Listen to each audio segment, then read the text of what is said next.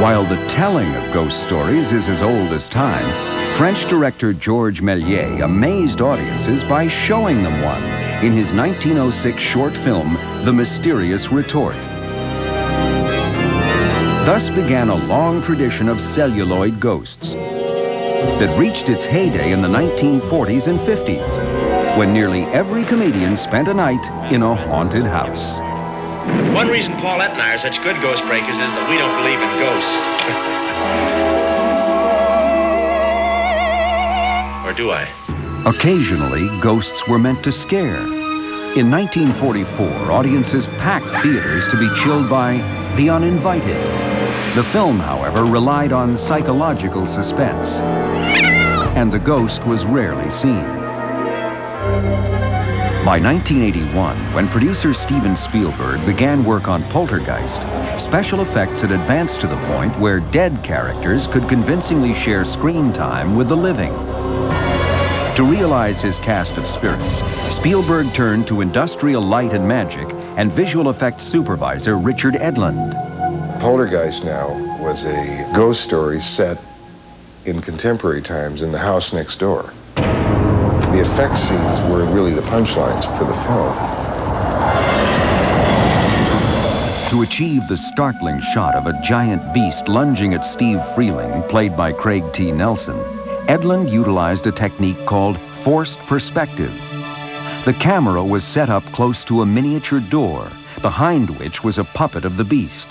Several feet back, a full-size door frame was carefully positioned so it would align with the foreground miniature. When filmed together, the seemingly gigantic monster and Nelson appeared to be just a few feet apart.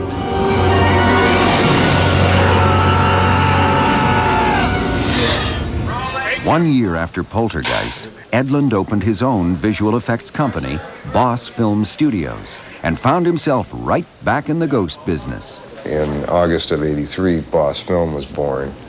We're off and running on Ghostbusters, which we had just 10 months to do.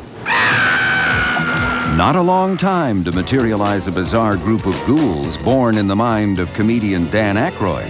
They are unhappy, vicious, hostile. They're like relatives at a funeral, making outrageous demands of your time and sensibility.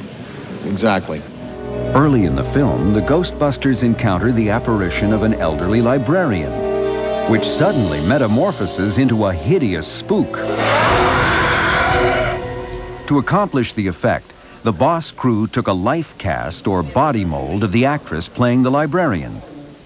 This became the basis for an animatronic double engineered by effects designer Steve Johnson. What I did on this is I had the neck stretch and sink and move forward, the head flatten, the eyes sink back in the sockets, the jaw unhinge and swing forward. The clothes were also rigged to tear off as this happened. It was all cable-controlled thing, and it was all operated by one person. Ready? Get her! Ghostbusters' most memorable apparition was a mischievous spewer of ectoplasm named Slimer. He slimed me.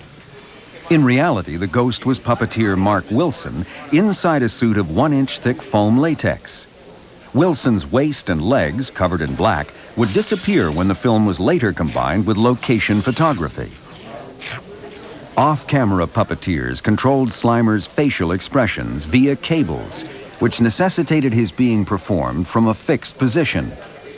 To create the illusion of flying, the camera was pushed on dolly tracks up to Slimer,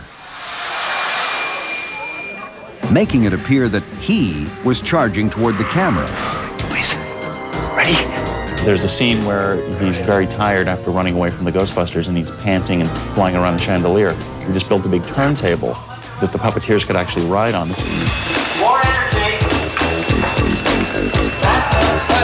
Boss Film's innovative designs and special effects techniques helped make Ghostbusters one of the 80s biggest hits, reconfirming the special place held by ghosts in cinematic history. Ghosts and American humor are linked forever by groups like the Bowery Boys, Abbott and Costello, Bob Hope. So we're just doing the modern version of the old-time ghost movies.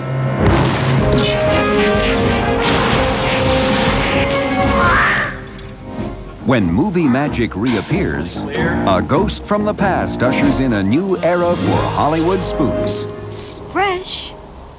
In 1995, a quartet of spooks arrived that even a Ghostbuster couldn't handle. Who are you gonna call?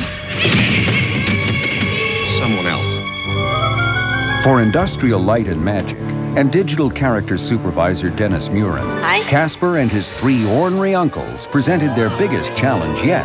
They didn't move like cartoon characters. They had to move like human characters, and that was a style of animation that hadn't really been tackled before.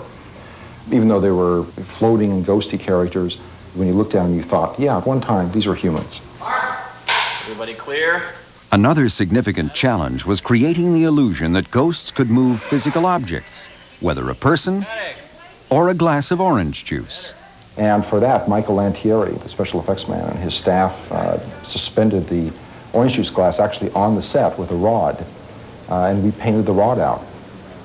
The enormous task of breathing life into Casper's nearly 40 minutes of screen time was shared by 25 animators. To achieve consistency of character, a specially designed software program was utilized which could morph or transition between preset facial expressions. The animator would then embellish and add nuance to the performance. Another tool was employed by some of the animators in creating lip sync. Light-sensitive markers were attached to a performer's face and photographed. Movement data was then translated by computer into the digital character's facial articulation. Again, the animator would add subtleties to create the ghost's final lip sync. I'm Casper. Sup, give me 4. You know, we're in a transitionary state in this industry now, and there may never be one right way to do it, but at least for a while, we're trying to give all the tools that the animators need, because the animator is the actor, and he should have the tools he needs to act. It took 18 months for Murin and his team to complete Casper's 330 ghost shots.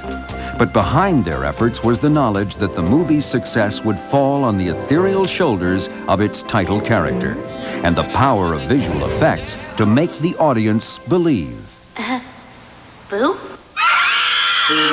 With Casper having paved the way in the creation of computer-generated ghosts that convincingly interact with the environment, the Frighteners was ready to apply digital technology to a dark spirit that becomes the environment. When we sat down to write the Frighteners, we started with a creepy house with a guy scuttling under the wallpaper, and that was like the first thing that we ever wrote. And I just liked the idea. It seemed to be something kind of creepy about a figure who scuttles behind the wallpaper and makes it bulge as he runs along, or he can zip down under the carpet and the carpet bulges along. The job of developing this unique character known as Surface Man was given to CG supervisor Matt Aitken.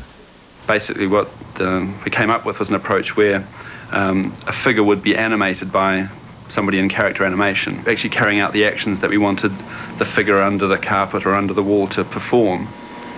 Software developed by Aitken is then utilized to digitally cover or wrap the figure in the surface it is traveling through. Animating Surface Man is particularly difficult because the character's movements must match footage already filmed on set. He had to like scuttle very fast, but without it looking stupid. You know, he had to really look like he was scuttling at a speed that he could make that distance.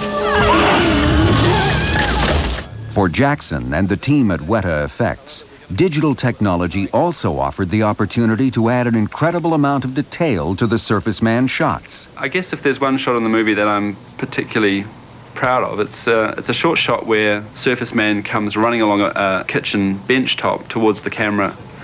I had to, as well as creating the bench surface with the figure running along under it, all the plates, the sinks themselves, which bounce out and settle back in again, are all computer generated. It's over in less than 2 seconds, but I think I spent about a month working on it.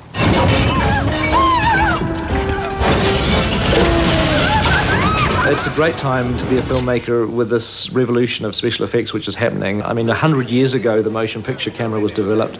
It's been the only way that we could create an image to project on film, but now you can create an image in this little plastic box. And for the first time, I think, filmmakers now can imagine, you know, anything that they want to and write it into a screenplay.